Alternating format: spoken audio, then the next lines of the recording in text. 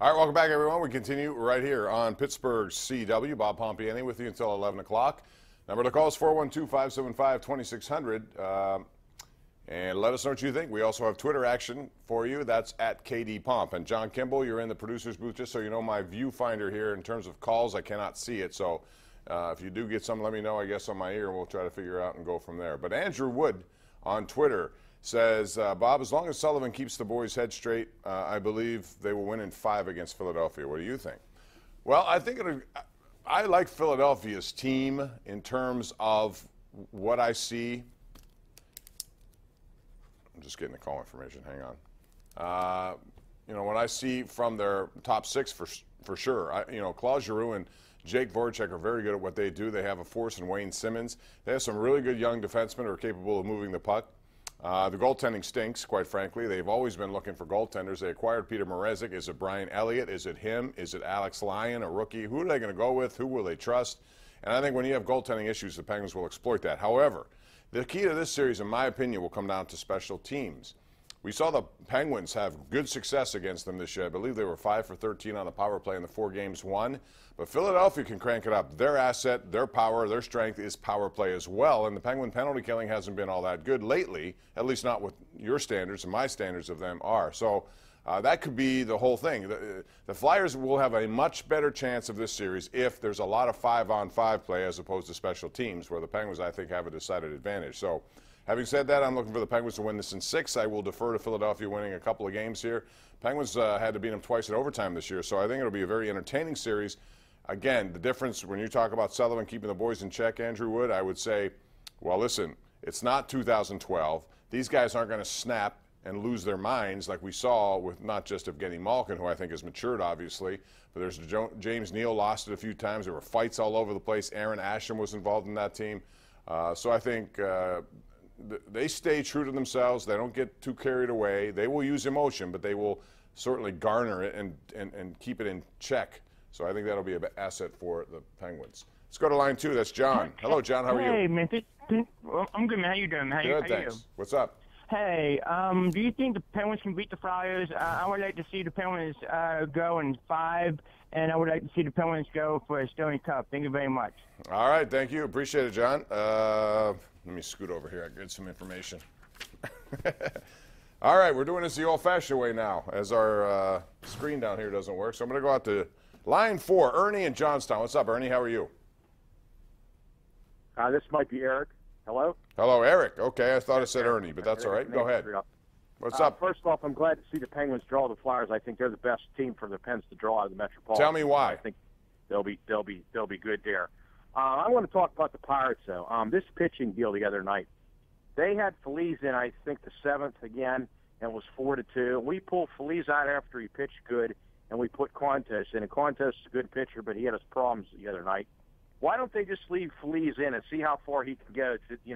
Run a table on him. They have to designate these innings, and this designated innings, they're losing games by putting 3 and 4 pitchers in here to finish the game. I think it's Clint Hurdle doesn't want to overuse those guys a lot because he does use them a lot, so he doesn't want to extend them when he doesn't have to.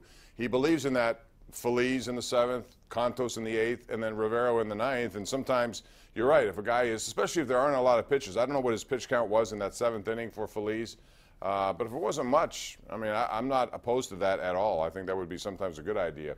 But Suarez is a pretty good player, by the way, and he hit a home run last night. Let's go to line 5. That's Barry in Johnstown. Hey, Barry, how are you?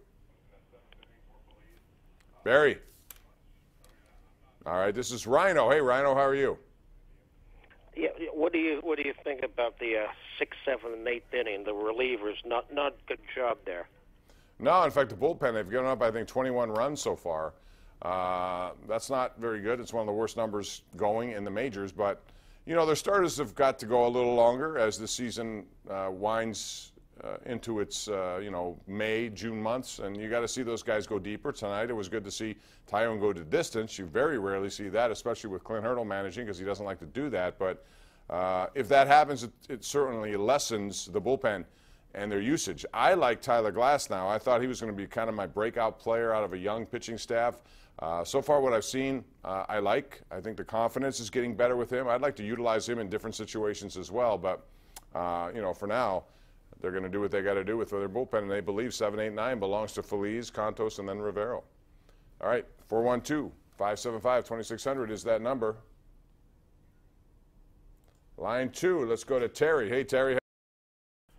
Good. I wanted to talk about the outlook for the rest of the season, and I'm not very optimistic. I know the record looks good now.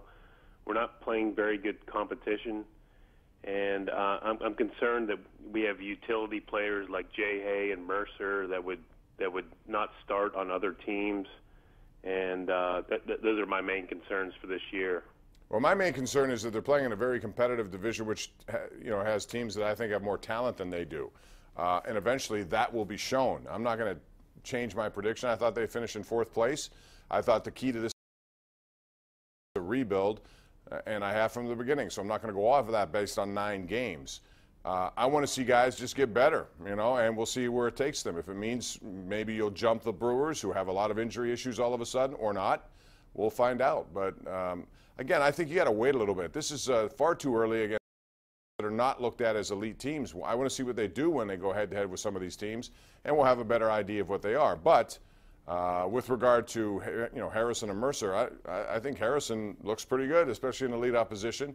I would not like Polanco second. I'd rather have him third the way he's swinging the bat. The key for him is staying away from injury. He missed last night because of right foot discomfort. He was back out there again today, but when you pound foul balls off your feet a lot, it does take a toll. So we'll see how it goes. But overall, you got to be encouraged, and I would tell you enjoy.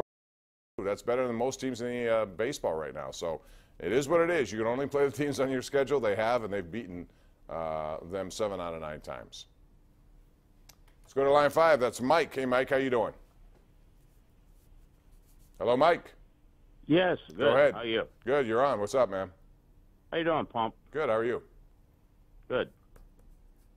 Okay, Mike, what's on your mind? All right, about the Penguins' chances of winning a 3rd cup in a row. Mm-hmm. I think attrition's going to get them in the end. I really do. It might. And it's a lot of hockey they've played. And I think that it's a balanced league this year, more balanced than it has been for a long time. All right, so who are your teams that you think that will beat them along the way then? Which teams do you like as better than Well, I like Tampa, obviously. Mm-hmm. I mean, you can't dislike them. They're very good. Yeah, they have a lot of depth, and they acquired some pretty good players at the deadline. JT Miller may be the most underrated acquisition of anyone. Yeah, and I agree with that. And New Jersey has more speed now, and they're another team that I would not want to face, and I hope we don't have to. Well, I was surprised New Jersey. Yeah, I think that's a good matchup for New Jersey. I do, which is why I was surprised that they didn't play Taylor Hall last night and some of their star players, because I thought they would, no matter who they play, eventually you're going to have to see Pittsburgh, and why not right off the beginning? All they had to do was win their game last night. And, guys like to, make sure their teams are healthy. I understand that. But at the same time, you still want to play the way you want to play. And Columbus and New Jersey both gave the impression that they wanted to avoid the Pittsburgh Penguins. At least that's my take. You can argue that they wanted to make sure guys were healthy. I understand that too. Whatever it was, the bottom line is New Jersey avoided them, at least for now. We'll see what they do in their first series, because right off the bat, they're going to get Tampa Bay. And that's not probably something New Jersey wanted, but that's what happens when you lose a game at the end of the season. If they had won it, it'd be totally reversed. Now, pick your poison. They're both good teams, Pittsburgh or Tampa. So we'll see. We're going to go to a break here. 412-575-2600 is the number to call. Let us know what you think. And remember, the #1 Cochran Sports Showdown, we'll talk about whether these teams tanked. Did Torts tank? Maybe just to avoid Pittsburgh. Tonight on the Showdown at 11:35. Back with more of your calls right here on Pittsburgh CW.